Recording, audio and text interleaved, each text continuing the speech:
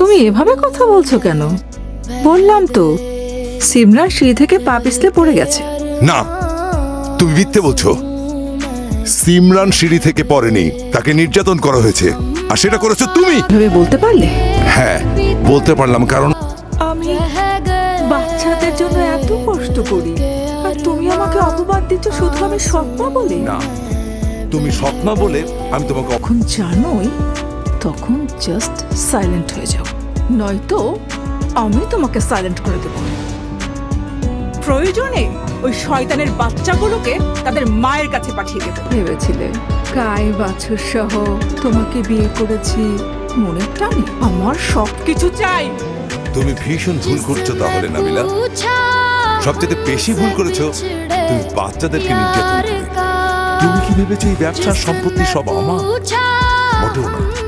এই সমস্ত কিছুর মালিক আমার শ্বশুর। একমাত্র মেয়ে হিসেবে আমার স্ত্রী সব পেয়েছিল। আমার স্ত্রী তার 2 সন্তানের নামে সব লিখে গেছে।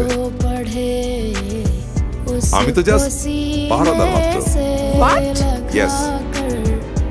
এখন তুমি ভেবে দেখো, সোনার ডিম পাড়া হাঁসকে তুমি জবাই করবে, নাকি প্রতিদিন একটা একটা করে ডিম নেবে?